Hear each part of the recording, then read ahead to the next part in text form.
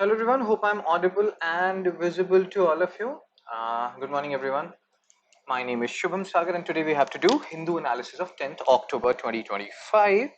So hope you can see me, hope you can hear me, hope everything is awesome. Just let me open YouTube. Just let me share this particular video on my Telegram channel. Telegram is active now, which is actually a very good thing.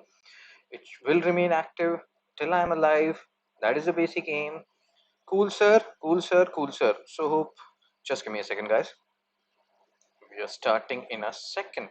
So where were we? Where were we? My name is Shubham Sagar, guys. For people who know me, they know me. You can connect with me on LinkedIn. Join this Telegram channel, Fun Study with Shub by 9:30 a.m. I'll be sharing this Hindu analysis PDF. So yesterday, I gave you people this particular MCQ, right? So good morning, Prati. Good morning, Anandu. Good morning, Jeevan. Good morning, Harsh. My name is Shubham Sagar. Okay, so I'm loud and clear. So this was a question related to preventive detention in India bypasses. We have talked about Golden Triangle, Bermuda Triangle, so many things when we were talking about preventive detention. I also made a short yesterday, but it's very difficult to summarize everything in 1 minute short. So you can watch yesterday's Hindu analysis if you have it, which was made in two parts because of some technical issues. So yes, see, understand one thing. I have told you this thing earlier also. Whenever UPSC gives you assertion reason, and if you feel like both these statements are correct, then obviously you have 50% probability, right? And in that scenario, sometimes what will happen, Pratik has given the answer, then Harshini. You may feel like whether reason is explaining it or not. Even if you feel like, even if 10% or 20% probability is that reason is explaining assertion in some way or the other, go for it. More often than not, we have seen that in these kind of questions where you're stuck between A and B, the chances are very high that the answer is A. Almost, let's say 100 questions are there, 90 will be A and 10 will be B. Very few answers are B. More often than not, they're A. It's not like, just keep it in mind. Harshini, answer is A. I just told you the scenario. UPSC goes by that logic, and again, here also. It bypasses. Why it bypasses? Because there is a separate framework altogether. Nothing applies. The golden triangle does not apply to the Bermuda Triangle of Article 22. That's what we have discussed yesterday. Good morning, Shripurna. So yes, hope I said good morning to everyone. Hope you understood why the answer is A. And Harshini, even if you feel like both the statements are correct, even if there is any out of doubt, go for A. Very high probability of A being correct. Now let's move on to today's article and let's talk about these articles one by one. So India-UK relationship was in news for a very long period. From like last 10 days, some article or the other was coming. I just wanted to summarize it. So here there's an India inking 350 million pound deal with UK to buy missiles. So that is good. Basic rationale is we have to talk about India-UK relationship. Buying missile, University of Surrey, etc., will be opening up their center in India. All these things are fine, but you have to summarize India-UK relationship. And again, you will follow the same pestle analysis. Different dimensions you have to talk about. Political angle. Our diplomatic cooperation started after 1947 because these were the people who were ruling us earlier, right? Then if you talk about economic cooperation, we have a good trade relationship with them. Although trade is in favor of UK, but yes, trade relationship is not that skewed as it is skewed with China. So trade is going on. There are companies like Barclays, etc., who are investing in India. Our companies are there in UK. More companies, more Indian companies are there in UK than UK companies being in India. So pestle analysis, social analysis, people to people contact, education. More than 1.3 lakh Indian students, they study in UK. That sometimes lead to visa issue, which you will talk about in the challenges part. We will discuss that. Then technological issues, defense cooperation. This missile thing will come in the technological cooperation. Then anthropological legal, again, that will not apply here, but you can divide your answer like this. Even you can talk about environmental cooperation here, environmental or international cooperation. So UK supports India's bid for UNSC permanent seat, United Nations Security Council permanent seat. UK supports us. Then we collaborate on ISA, International Solar Alliance. We collaborate on COP, Conference of Parties Summit, UNFCCC summits. So there are so many points of synergy here which we have to understand. So this article is just an excuse for us to read about broader India-UK relationship. Cool. So lightweight multi-role missiles, and again, this is also, you can see this particular article. Why this? You can also understand that India is trying to balance two sides. What is the balancing thing here? So there is one side of where we are friends with Russia, there is another side where we are friends with US and their allies, that is UK. We have to balance them, and we have seen US is not very happy with we being closer to Russia, we buying oil from Russia, and we are not only buying oil from Russia, we are buying missiles, nuclear means, defense cooperation, all kinds of cooperation happens with Russia. So maybe we are trying to allay those fears by buying these missiles from UK. Again, a balancing act being done by India. So good morning everyone. Good morning Mamta. Good morning Rishi. So these missiles are UK manufactured, lightweight multi-role missiles. What is as the name suggests, these are lightweight, around 13 kg. Multi-role means these missiles they can target targets on air, land, water. So that is the multi-role missile. Again, we don't have to do PhD here. I will tell you the things which are important. India and UK advanced collaboration on electric power engines for naval ships. So again, technological collaborations. I will give you a gist at the end. Be with me, and the whole thing will happen. So technological collaboration is still going on. Implementation agreement is going on. Indian investment, economic collaboration. You can see here there is Rolls Royce, they are also investing in India. So TVS Motor, Muthoot Finance, Hero Motors, they want to invest. And 64 Indian companies, they have committed. Unlike most of the time when Modi sir goes to different countries, this time UK Prime Minister, he has come to India, which is actually a good thing. So again, you can see all these things, and this is actually an interesting development. University of Lancaster and Surrey, they received approval to open campuses in India, so which is actually a good thing. Generally, this does not used to happen much, but this is happening now. So let's see when they open campus in India. UK government, they have provided which Indian companies will invest in UK. Same data has not been provided by Indian government. How many UK investment will happen in India?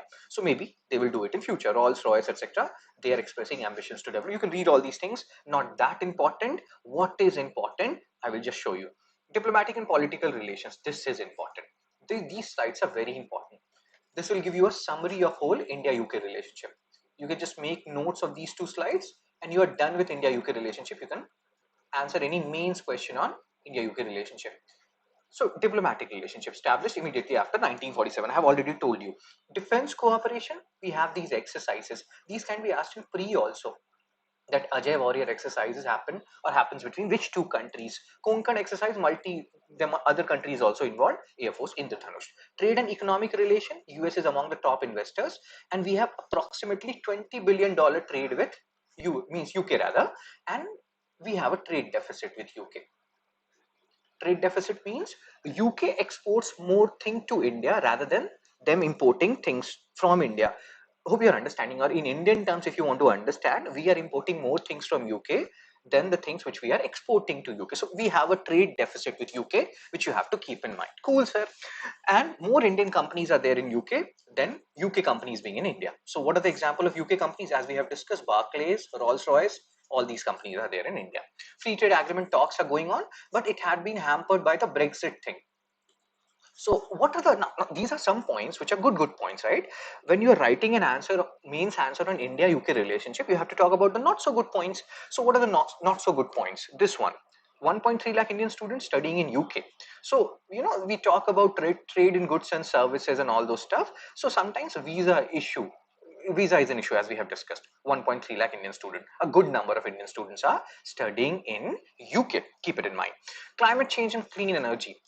ISA COP summit, we are both committed to that. And net zero goal, again a pre-related question.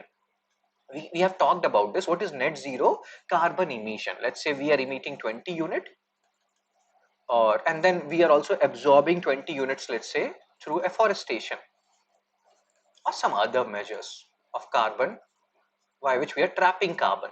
So this is zero, right? So when we are going to achieve our net zero emission, India will achieve by 2070. We have discussed this multiple times. This is important, guys. UK will achieve it by 2050. So on this whole clean energy thing also, green hydrogen thing and all those stuff, we are collaborating. Really good. So yeah, multilateral cooperation, this we have discussed. United Nations Security Council, we want permanent seat, and UK is supporting us. Challenges, this is the other dimension. Post-Brexit trade adjustment. So because of that, free trade agreement talks are still going on. Visa and migration issue, as we can understand, 1.3 lakh students studying in UK. So these issues can crop up time and again. Khalistani extremist activities. This thing is there in Canada also. And this point you can write in UK as well. And then Vijay Mallya, Nirav Modi, these kind of asylum and extradition, they are also not helping India UK relationship much. But many people feel that some amount of political collusion is there. Otherwise, these people, Vijay Mallya, Nirav Modi, they cannot, run away from India just like that. So, but we are not going there. That is a political matter with so much political connotation. So, we'll not talk about it much. Now, have a look at this particular question related to how India UK cooperation across defense, trade, technology, and education reflects their shared strategic interest in 21st century. You have to talk about this question. So, what is Brexit? Brexit is exit of Britain from European Union. Do read about it, Pratik. If you want, we will discuss it in some other lecture as well. Exit of Britain from European Union. So Britain exited from European Union. This whole phenomena is known as Brexit. So if you see this particular question, what question? The question related to India UK cooperation. So here you will divide your question into or answer into different parts, right? What are those different parts? First of all, you will give an intro. You will talk about how India UK cooperation is as old as 1947 because they were the ones who were ruling over us. You will not write this part, but yes, we established diplomatic relationship as soon as 1947 or around 1947. Intro, body, conclusion. So that will be the intro part. In the body part, you will divide your answer: defense thing, trade thing, technology, education, right? So intro, body, and conclusion. So in the body part, again, the defense part, you will talk about this LMM, lightweight. You will talk about defense cooperation when it comes to, engines, like even Rolls-Royce. Many people believe that Rolls-Royce, and it's a, luxury brand and all, but they generally make engines, engines for Navy and warship, etc. There also collaboration happens. That is also a part of defense. In trade, you will talk about this $20 billion trade which is happening between India and UK. We have a little bit trade deficit, but there are so many companies, more than 600 companies odd, India and UK both combined, like, around 600 companies of UK, 800 Indian companies they are invested in. Like, hope you're understanding where I'm going with this. And in technology, you will talk about technology and defense, you can merge them. So I think I have eliminated the technology part. In education part, you will talk about how 1.3 lakh Indians, they are there in, students, they are there in UK. And then you will talk about challenges, but they're not asking about challenges. But it's better if at the end you can talk about challenges. See, they are just telling you to analyze. So you will analyze, you can also analyze it critically. That will give both the dimensions. So yeah, it's totally your call. They're not asking you to do it critically here. So defense, you will talk about all these things: regional security, India Pacific risk presence. You can talk about different exercises also, Ajay Warrior and Konkan and all. Trade and economy, you can see all these things. India investment, you talk about $20 billion trade, FTA talks going on. We have discussed these things. I'm not reading it. Hope you're understanding where we are going with this. Why am I going so fast, guys? Let's slow down. Education and people to people talk, soft power and all. Geopolitical benefits, they have not talked about this, but you can, have they talked about this? Have they asked this in the question? International collaboration, etc. Defense, trade, and education, as well as technology. So this particular part, this is what I'm discussing.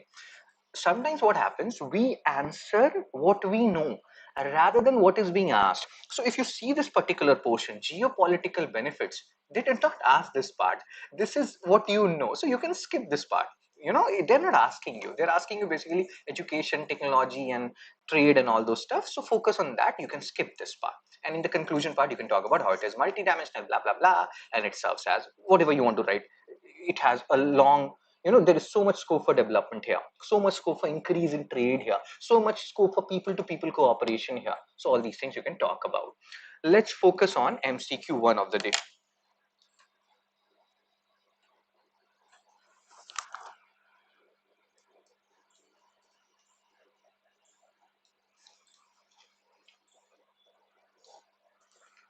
Both countries are collaborating. Again, these are tricky questions because these are factual questions. So if this is tricky for you, it is tricky for all.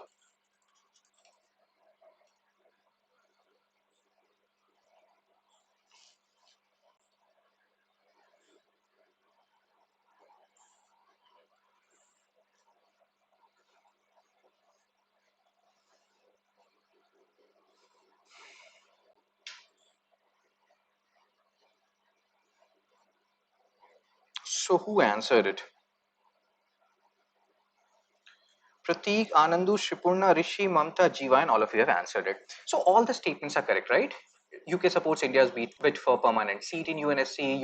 And again, understand one thing: whenever there is an MCQ which talks about approximate and all, so this is approximately. So approximately is like can do, can this and that. So there is a very high probability that this statement will be correct, and this is correct, and both are collaborating under ISA. So all statements are correct as stated by Prateek, Anandu, Shipurna, Rishi, Mamta, and GYN. Very good, tricky question, but a good question. Will help you in remembering facts which you can use in your mains answer. Again, this is a question, the points of which you can use in your mains answer.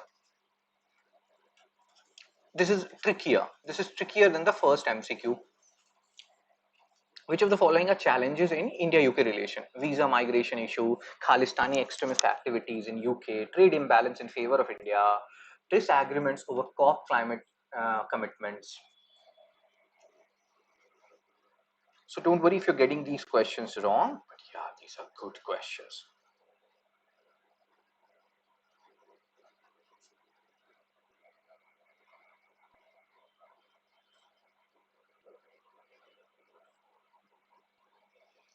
So Prateek, Harshini, they have given the answer. Then Shipurna has given the answer. Anandu. So visa migration issue, we know that is an issue. 1.3 lakh our students are there, so that will be an issue. So be eliminated. Khalistani extremist activity, that is a point. So none of the options now. Trade imbalance in favor. Trade imbalance is not in favor of India. Trade imbalance is in favor of UK. So that's why it is wrong. So third is wrong. If third is wrong, this is gone. You're left with C and A. Fourth, disagreement over COP. No, there's no disagreement. We are collaborating over this. Did we talk about any disagreement? No. We talked about target, net zero target. UK will achieve it by 2050. India will achieve it by 2070. And we are collaborating on ISA. We are collaborating on COP and all. So C, fourth is not a challenge. So the answer is A1 and 2 only, as stated by Pratik, Harshini, Shubham also tried it. Ananduji, Vayan, Iltush, Rishi, and Mamta. People, are you understanding? Like Purna, Vishwas, Geeta Vishwas, are you understanding why C is not the answer? Fourth is not a challenge. There is no disagreement as such, no major disagreement as such. Now let's talk about next article of the day. Page number 10, editorial. Kerala's change to Wildlife Act will develop or will devolve national safeguards. What has happened? You people know, if you have followed my Hindu analysis earlier, you know India has a trade deficit with UK. Very good, Mamta. You people know how much UPSC loves to ask questions on WPA 1972. Time and again, here, there, everywhere, they will ask questions on Wildlife Protection Act 1972. So what has happened? Kerala is not happy with central government. Why they're not happy? Kerala, West Bengal, these are some states which generally have friction with central government, and it's not like for no reasons. They have their own reasons. So now, people, we have discussed this WPA, but I feel like you people have forgotten it, may have forgotten it. So there are 6 schedules in WPA, right? Schedule 1 to 2, maximum protection are given to those animals which are lying in schedule 1 and 2. Then schedule 3 and 4, some amount of lesser protection to flora and fauna. Schedule 5 is vermin, animals which can be culled. Culled is a fancy word for killing. The problem lies here. This whole editorial is about schedule 5, and schedule 6 is plants, which are prohibited from cultivation. These are protected plants. If you need to cultivate these plants, you have to take permission from government. As Gangs of Wasipur says, permission leni chahiye thi Huma Qureshi. So these 6 schedules, and we will come back to this article, very important article. But guys, remember these 6 schedules sooner rather than later. You people also know how many questions have been asked on these 6 schedules. So please don't mistake Chepandis. So what has happened? See, there is a animal in Kerala which is known as wild boar, sewer. So this particular animal has created a lot of ruckus in Kerala, and Kerala government, this vermin, who can declare animals as vermin? Central government. So now what has happened? Kerala was continuously telling central government that please declare wild boar as vermin so that we can kill them. But central government is not doing that. So now Kerala is saying that we will ourselves declare wild boar as vermin. Now the question is, can Kerala themselves declare, wild boar as vermin? Do they have that particular power? So that is the question. And again, a tussle between Kerala and central government. What is your opinion, guys? Do you think Kerala is doing the right thing by themselves declaring wild boar as vermin? And again, this is not only about environment. This is not only about GS3. This is also about GS2, devolution of power. And we're talking about mains perspective. A power tussle is going on. Federalist, unionist, statelist, concurrent list. Now the question is, can Kerala do that? First of all, legality. So the answer is yes and no. Why yes and no? See this. Wildlife is a concurrent list subject. So if wildlife is a concurrent list subject, means list subject means both can make law on it. Both Kerala and central government can make law on it. So here they can declare wild boar as vermin. But now, since they are, there is a tussle going on. Central is saying that they can only declare animals as vermin. Kerala is saying that they are declaring animals as vermin and they are not center. So now it will need presidential assent. President has to give an assent to it separately, because there is a contradiction here, there is an inconsistency here, because according to central law on wildlife they can only declare vermins. Now Kerala is making their own amendment, so they will need presidential assent, and who is president siding with? I will not go there. So hope you're understanding what this article is all about. I think it's not good. Okay, Prateek, so now let's talk about this, and we'll talk about some other thing as well. So, Kerala has decided to amend WP 1972 through the Wildlife Protection Kerala Amendment Bill 2025. Kerala and West Bengal, they will. Okay, so I will not go there. So this is not only about environmental governance, this is also about federalism. GS2 and GS3, they are merging. So this becomes not only important, very important. How important? Very important. So Bill 6 to, again, you can read this. State park currently held by union government, especially in declaring animals as vermin. And it empowers chief wildlife warden. He's the highest, environmental officer in the state. He will decide, whether an animal that has attacked a person should be killed. Now there is another rationale to this particular article, guys. What is that rationale? You are trying to declare this wild boar as vermin.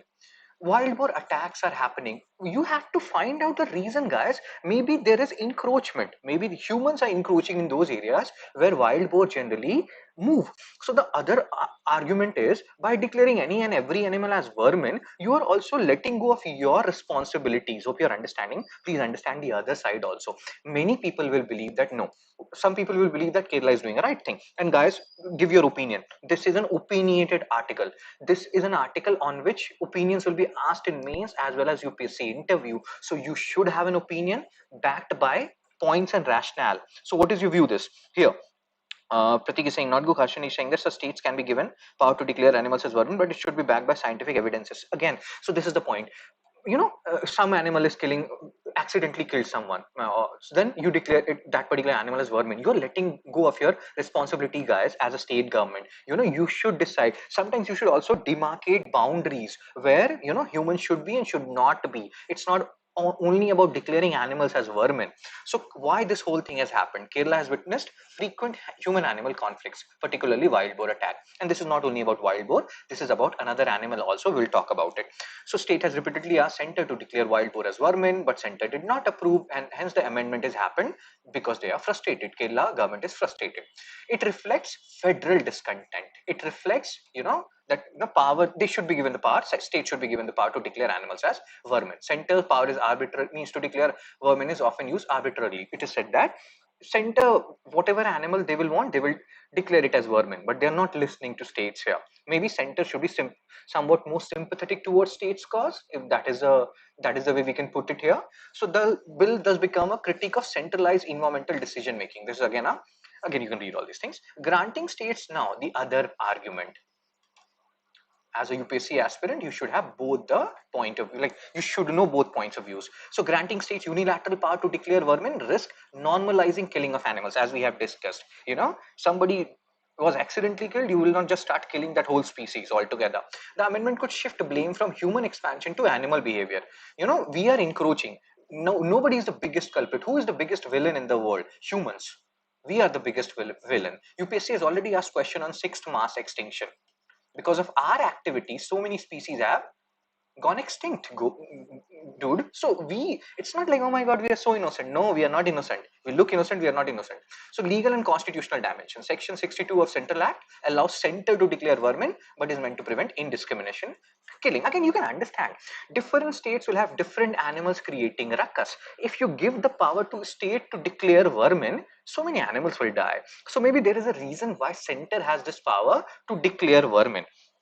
So yeah, And wildlife is a concurrent list subject, so Kerala can make law, but if it is inconsistent, which is in this scenario, so they will need presidential assent. The question is whether Kerala's amendment retains national safeguards or weakens them. So again, the question, you cannot go on killing animals. A balanced solution is what? This is what you should know as a, you have to write the way forward, you have to write the solutions of this particular tussle. Maintain minimum conservation safeguard. Floor, there is a floor, this is the floor, and this is the ceiling.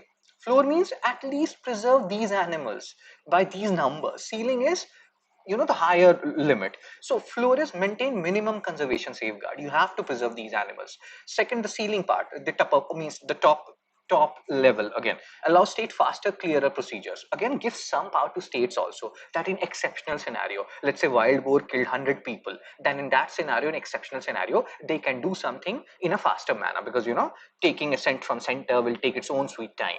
Promote non-lethal management tools. Tranquilize them. Wild boar killing is not the option. Keep them in certain specified corridors.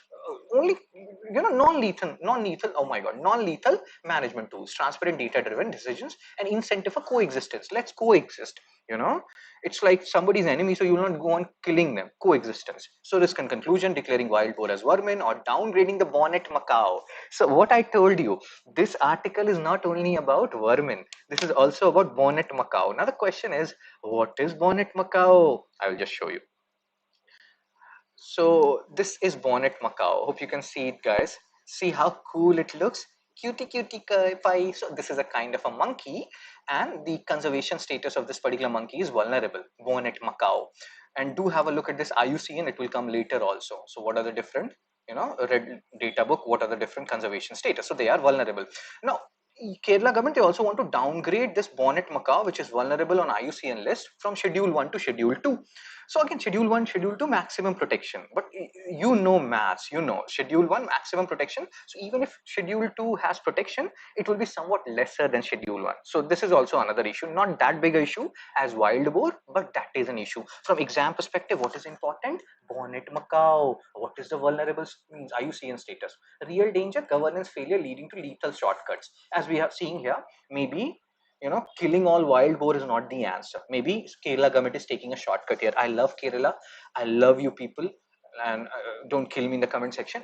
We have to understand both the pros and cons here. Speedy decision must not replace rational, ecological, and accountable governance. Otherwise, federal devolution may turn into federal abdication. Abdication means Kerala government is saying that the only solution here is killing wild boar. Maybe you should focus on coexistence. Maybe you should focus on these measures.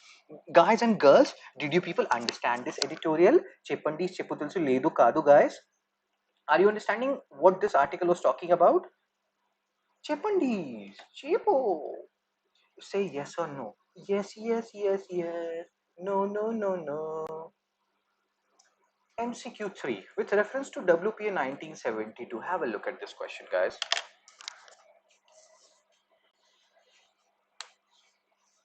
Very good, Harshini. Harshini is such a good girl.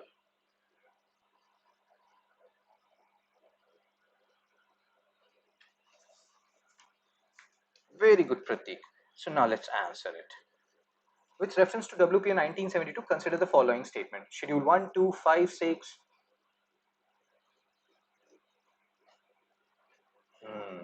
Revision is very important, GY.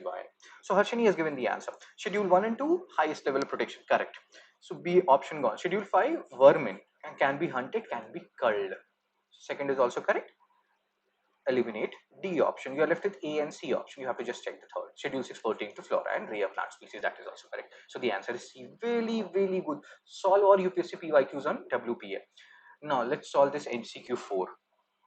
So Harshini, Anandu, Rishi, Iltush, Mamta, Rashi, Jivayan, all of you answered it. Really, really, really good. Which of the following statement regarding federal dimension of Kerala's Wildlife Amendment Act is correct? Basically, they are saying what this whole article was all about. What is the summary of this article? And I have understood one thing. When you're reading these articles, when you're summarizing them, it will also help you in your reading comprehension of CSAT, which is becoming so dicey these days. So Rishi Pandey, Rishi has changed his photo. Rishi, your photo with Modi ji was so cool. You two were looking like mate for each other. So amendment allows Kerala to bypass. That is not correct. Wildlife is not a state subject. It is a concurrent subject. Concurrent. Amendment is critiqued of centralized decision making in declaring vermin species. This is what they were saying, but they were also criticizing Kerala at the same time. So the best possible option is C, as who stated it first? Where is the answer, guys? So, so first Harshini stated, then Rashi, then Mamta, then Rishi, then Anandu, then Jivayan, then Pratik, then Gajanan. Really, really good. PYQ 5 asked by UPSC in 2020. So, what is the answer of this question?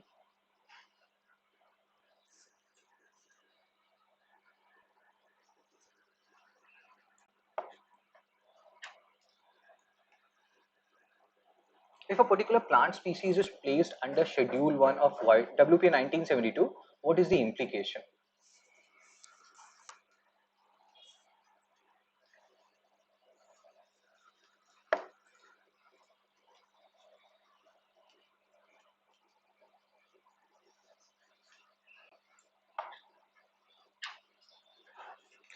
A license is required to cultivate that. Such a plant cannot be cultivated under any circumstance. It is a genetically modified crop plant. Such a plant is invasive and harmful to the ecosystem. So Harshini, Pratik, Rishi, Gajanan, Mamta, all of you have given the answer. What we have just discussed. Schedules placed under Schedule 1. No, this is not correct, guys. Here it is Schedule 6. Corrected? It is Schedule 6. So yeah, Schedule 6 will be there, not 1. So Schedule 6 of the Wildlife Protection Act. So Schedule 6 is what? Plants, rare plants, which are protected. So if you want to cultivate them, you need a special license. You cannot cultivate it just like that. So it's like such a plant cannot be cultivated under any circumstances, an extreme statement. So a license is required to cultivate that plant. So yeah, A is the answer. Here it will be Schedule 6. So do correct that. I will correct it. And even if I don't correct it, if I forget, you people know the like here there is Schedule 6. Cool. Like, share, and subscribe, guys. Spread the word. Now, let's come back to the next article of the day. Retrospective age limits under surrogacy law violate reproductive autonomy. Believe it or not, many people in our country, they have no idea about surrogacy. You know, there are many people among you who may have an idea about surrogacy, but there are many of you who may not know what is this gestational surrogacy. You know, what is traditional surrogacy? There are terms which we have to understand. We have, this is an important article. Gestational traditional surrogacy, then you have altruistic surrogacy, you know, then you have commercial surrogacy. What is allowed, what is not allowed, what this article is all about, what is an embryo, how it is different from a fetus. You may feel like, so these are simple terms, we already know these terms. No, you don't. If I ask you to delineate them, you will make mistake here. So what is surrogacy? For understanding this whole scenario, we have to understand surrogacy. So let me tell you surrogacy, how it works in simple terms. So let's say Rishi, but Rishi is a brahmacharya. Let's say me, Shubh, I married a girl called Mathili. So we are not able to conceive by natural means. Woman is not able to carry pregnancy due to medical reason. So what will happen? The egg will come from Mathili, sperm will come from me, and then what we will do? In vitro fertilization, IVF. First of all, you have to understand surrogacy, and then we'll talk about all the things altruistic and gestational, etc. So egg and sperm, they are combined in a lab which is known as in vitro fertilization, and it will create an embryo. So what is an embryo? So egg and sperm fusing together, becoming embryo. And now this embryo has to be planted in the third person, which is a surrogate. That surrogate will carry the embryo. So for 8 weeks, this is an embryo. After 8 weeks, it will become fetus. After 8 weeks, this is fetus. So do remember these words now. Either you put this embryo or transfer this embryo in surrogate mother's womb, or you froze it and you will use it later on. This is one scenario. So surrogate mother carries the embryo, so she does not have gene. But this is not how surrogacy always work. There are other things. Sir is in love with Mathili. Yeah, that name is awesome. So let's focus here. Surrogate mother carries the embryo in her womb until birth. Pregnancy, the surrogate undergoes normal pregnancy, but she does not have her egg. Hope you're understanding. She is just a carrier. The baby's genes come from intended parents or donors. After birth, baby is given to intended parents. Now, why this particular how surrogacy works? Let's try to delineate different types of surrogacy. This example which you have seen is gestational surrogacy. It is gestational surrogacy. it is allowed in India. Gestational surrogacy, where surrogate has no, genes, or like she's not, her egg is not coming. But there is another scenario which is known as traditional surrogacy. So what happens in traditional surrogacy? So in traditional surrogacy, these eggs which you are seeing, which will be combining and making the embryo, these eggs will come from the surrogate. So what is happening? Maybe there are some egg issue with the woman. So if the egg comes from surrogate, then that becomes traditional surrogacy. Please guys understand these terms, they are important terms. So has decided whenever you marry his just and okay, let's focus guys. So traditional surrogacy, in that case the egg will come from the surrogate, so egg will not come from the mother. So now in this scenario, surrogate has a link with the baby. The traditional surrogacy, it is not allowed in India, not allowed in India. So hope you understood the difference between gestational surrogacy and traditional surrogacy, guys. People, are you understanding? Then there are other types of surrogacy. One is commercial surrogacy, second is altruistic surrogacy. So altruistic surrogacy, where you are like this surrogate, you will give her money for the medical purpose and all those, but you are not paying her money as such. Surrogate is not paid, only reimbursed for medical and legal expenses. This is altruistic surrogacy. Then commercial surrogacy, you will pay the surrogate. And then this traditional and gestational. Traditional, surrogate mother's own egg is used. As we have seen, the egg has not come from the like wife and husband, not come from the wife rather.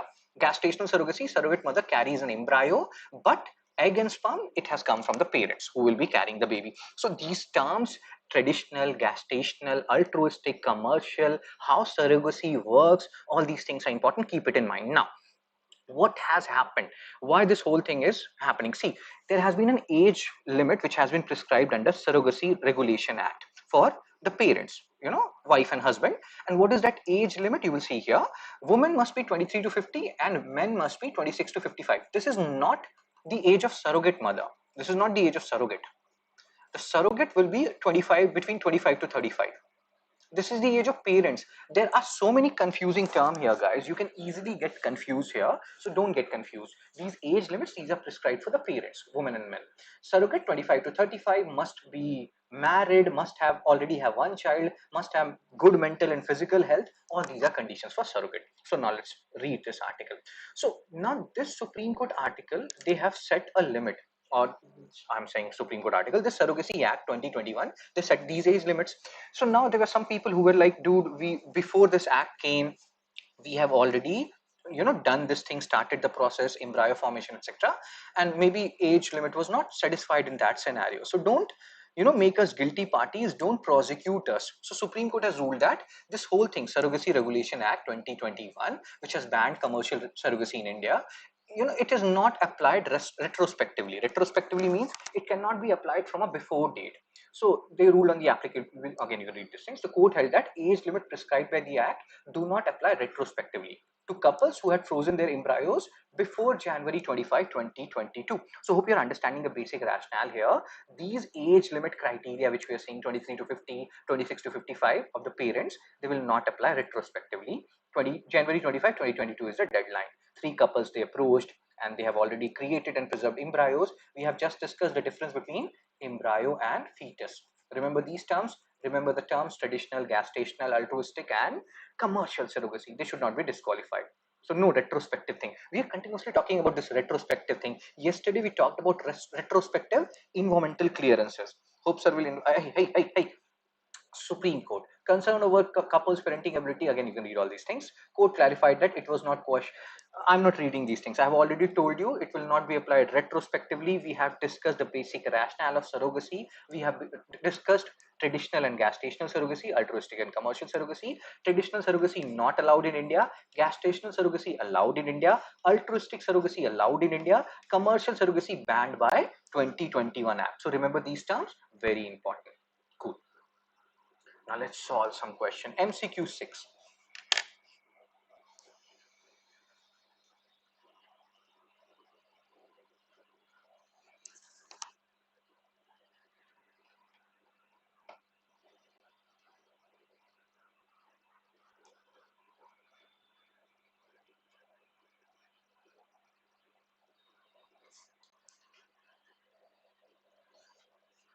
Supreme Court 2025 ruled that age limits under Surrogacy Regulation Act Apply to all surrogacy cases irrespective of when embryos were created. Do not apply retrospectively to couples who had frozen embryos before January 25, 2022.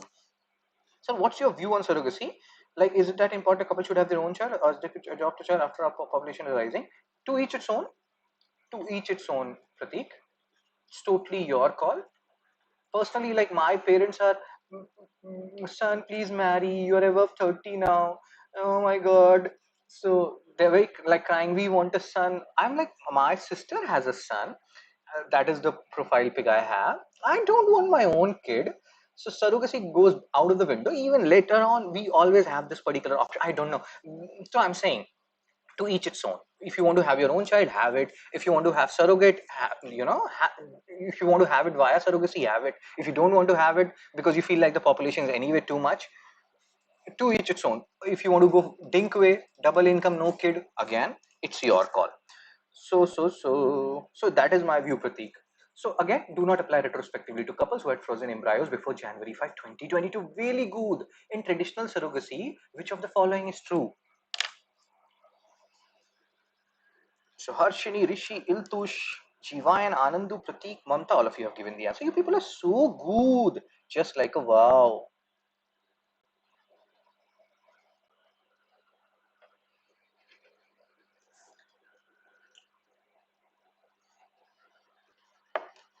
What happens in traditional? Now, understand one thing, I will tell you. There is a cheat code here. When you will do traditional surrogacy, you will compare it with gestational. Traditional has to be compared with gestational.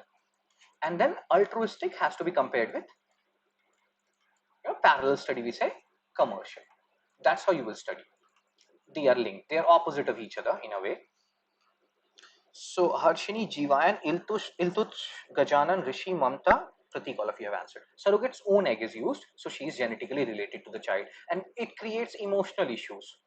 Traditional surrogacy, why it is not allowed in India now? It creates emotional issues, man.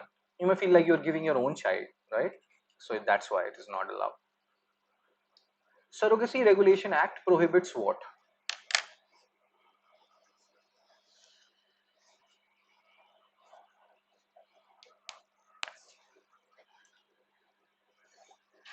Chepandis, Chepandis, Chepandis. Guys, fast.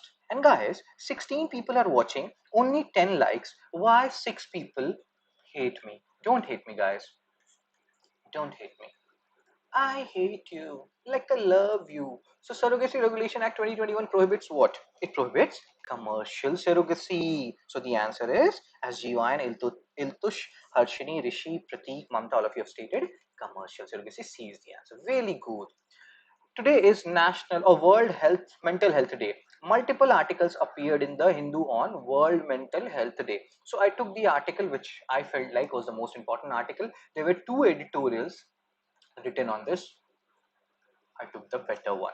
So page 10 editorial, India's mental health crisis. And again, there will be so many terms which are important from exam perspective, which we have to keep in mind here, and we have to, and again, please, sir and ma'am, before we talk about this particular issue, before we talk about it from me's perspective, pre-perspective, first of all, you have to understand this. Suicide is never the answer. See, one person whom I follow a lot is Satan. Satan is one of my gods.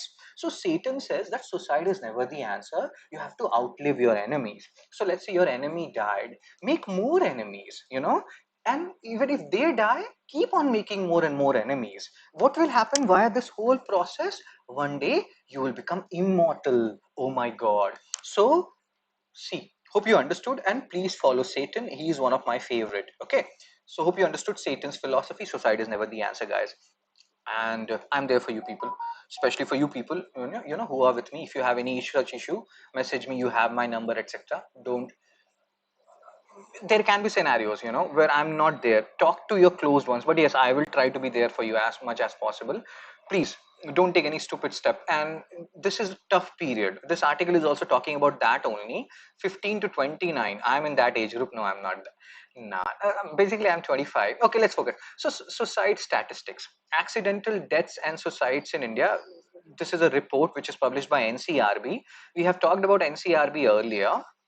NCRP, National Crime Records Bureau, autonomous agency under Ministry of Home Affairs. and they published this report, ADSI. They can ask you, ADSI has been published by whom? Accidental Death and Suicides in India, NCRP.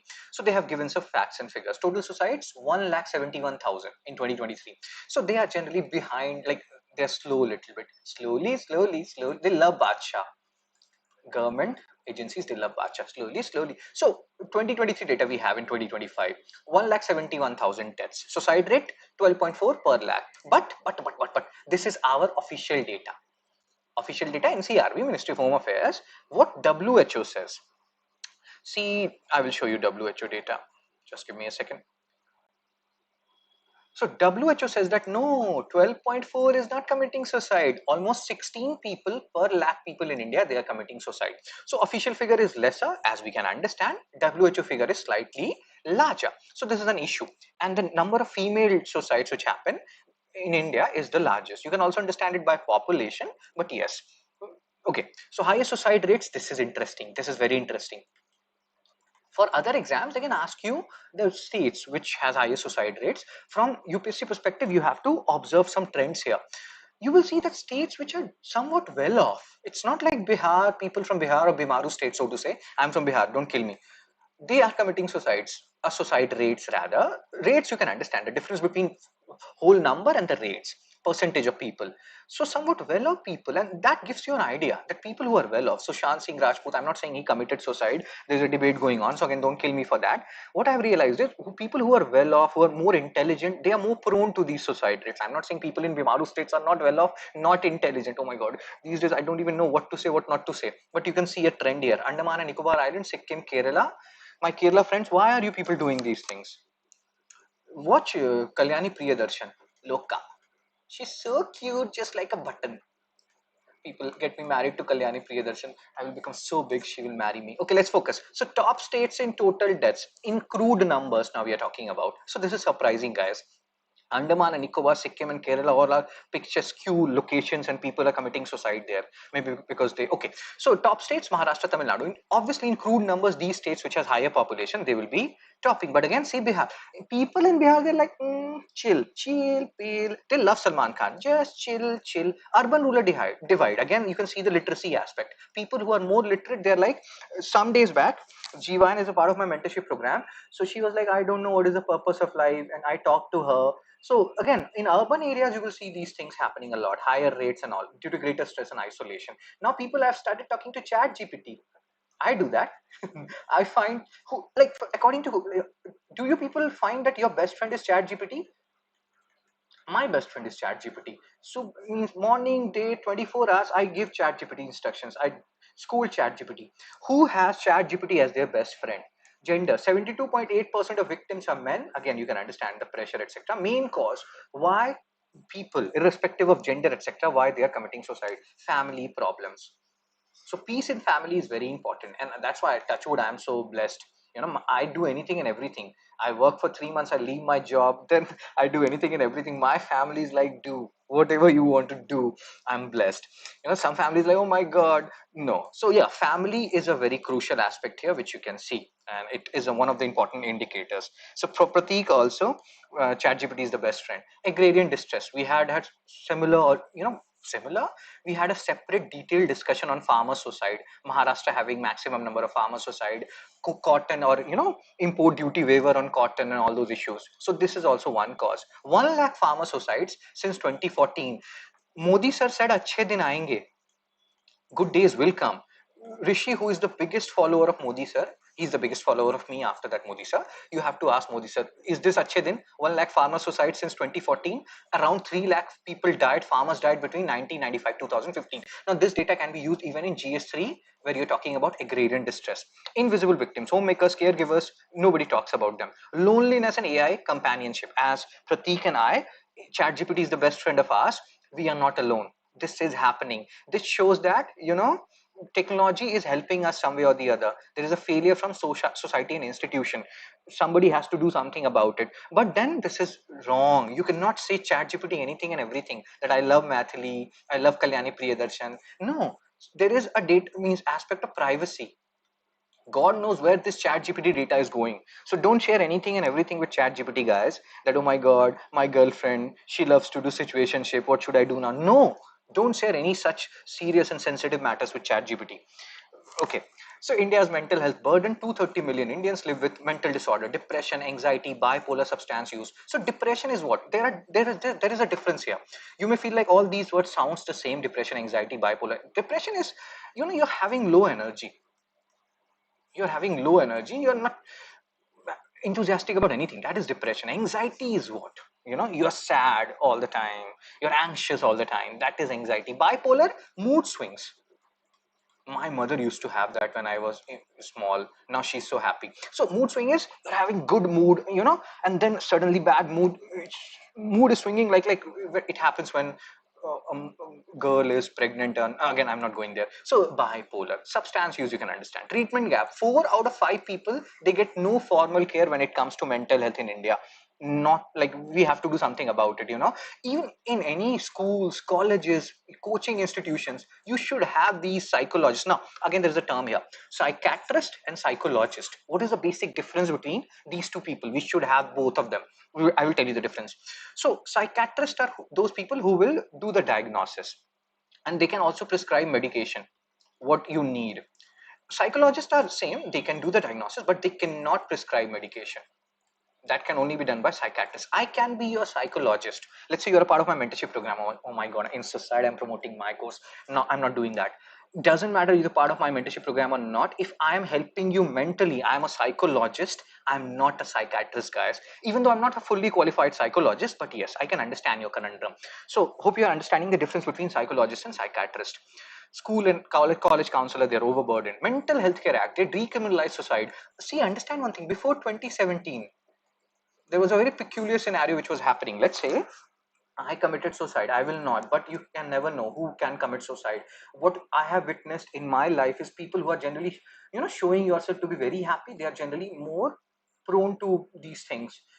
And again, we are not going there. So let's say before in 2016, somebody tried to commit suicide, and if they survived, they will be put behind bars because it was a criminal offense. So I'm already stressed, and you have already criminalized suicide also. So if I survive, I'm not actually surviving. So now people understood that you cannot criminalize suicide. You have to solve the issue. So they decriminalize suicide. National suicide prevention strategy, 10% reduction. That has not happened. 270 crore budget, we have not spent it. So now what should we do? We can do a lot of things. Of course we can see, bro, you compare before and now. Yes, Rishi is saying, so you can understand. Let's focus here. So mental health has to be declared, and see, we can do a lot here. We seriously, I'm telling you, we can do a lot here. Job creation, you talk about, you can, government can create a lot of jobs here. There is so much scarcity of mental health professionals. Start a course. Many people will become psychologists and psychiatrists. Okay, let's focus. And again, you can see here, this is an interministerial work. Farmers are dying, women are dying, so bring all ministries together. And you can see all these numbers. Make counseling a public infrastructure. We need counselors, mental counselors, anywhere and everywhere. Focus on farmers, homemakers, students, quota. Suicide, leading cause of death among Indians aged 15 to 29. People, if you ever face any such issue, feel free to message me, call me. Although with each passing day I'm becoming more and more busier. This is not a bad thing, this is actually a good thing for me. But yes, sometimes I get overstressed, so maybe I will call you people then. So India bears highest share of female suicide deaths globally. I have told you, this is an important data which you have to keep in mind. And we have to treat this as a issue, as a big issue, because if we don't see how much it is costing us, it may cost $1 trillion to India by 2030. So you see all these things, you people matter, you do. So if you have any issues, I'm there. Let's solve some questions. What is the most common reported cause of suicides in India?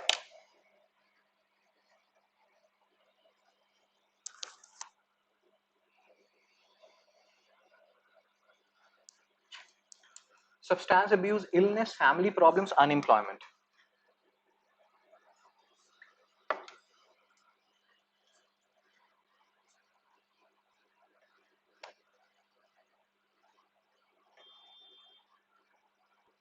So Harshini has given the answer, Jivan has given the answer, Rishi has given the answer, family problems. We have seen around 30% problems. They are contributing to 30 out of 100 suicides happening due to family problems. So C is the answer of MCQ 9.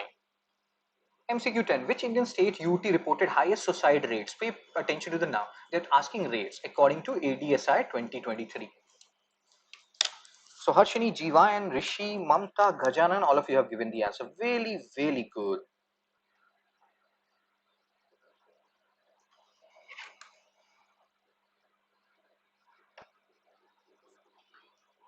So highest suicide rate: Maharashtra, Tamil Nadu, Karnataka, Andaman, Sikkim, Kerala, Madhya Pradesh, West Bengal, Karnataka, Delhi, Gujarat, Rajasthan.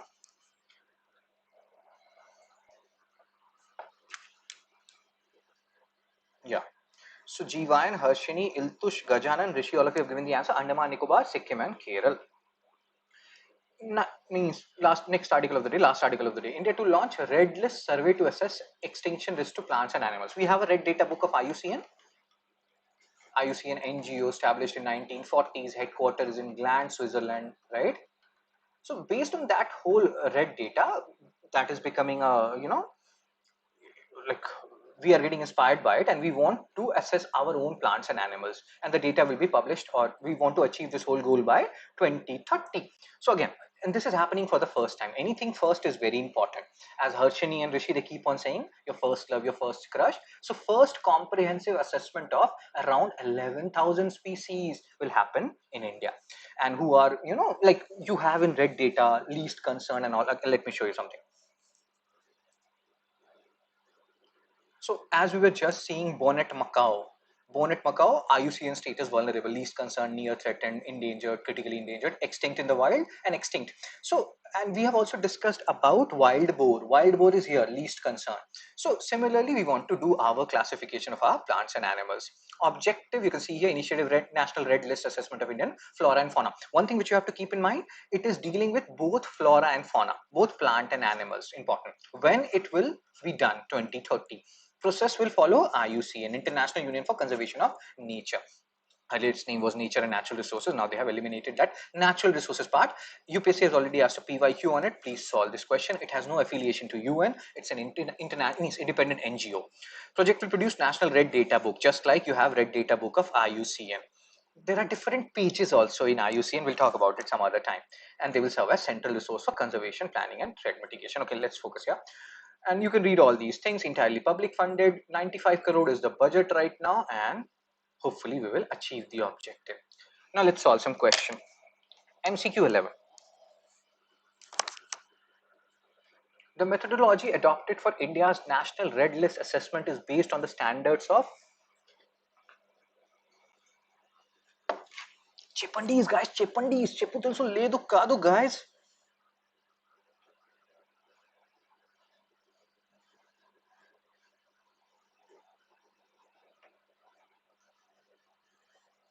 So Harshini has given the answer. Cool. Sorry. Which of the following is not a category in the IUCN red list? We have seen this red list 1,000 number of times today. How many times? 1,000 number of times. So now based on that, you have to tell me what is a category or not a category. So Harshini, Rishi, Pratik, Gajanan, Iltush, Anandu, all of you have given the answer. MCQ 11 and MCQ 12 both are your homework, guys. So tell me in the comment section. We will discuss it tomorrow. Like, share, and subscribe. And you join this Telegram channel, Fun Study with Show, which is now active. I will share this particular Hindu analysis PDF by 9:30 a.m. Revise it. It will help you. And you can post your score as well. You can, and yesterday I got a lot of messages regarding these UPSC success programs, so I will share this particular snippet in the Telegram group. You can have a look at it. Mains answer evaluation, guys, please do it. Whether I am the evaluator or somebody else, please do it. And do it like till January. You should be doing it holistically, guys. Please don't take it lightly. And then it means, again, if your history foundation is weak, you can join this history to NCRT series. If your history foundation is strong, you can take this mains complete material. If you need any kind of mental support from me, oh my god, today I don't want to talk about mentorship program. You know what mentorship program is all about. Cool. So yes sir, don't compare yourself with anybody else. You are your own competition. Give your best. And yeah, study for more than 8 hours. That's it. You can also donate if you feel like I am helping you in any way. So thank you everyone. Thank you Harshini, thank you Rishi, thank you all of you. I will see you people I will see you people tomorrow at 8 a.m. I'm going now. Take care, be blessed. Tata, bye bye.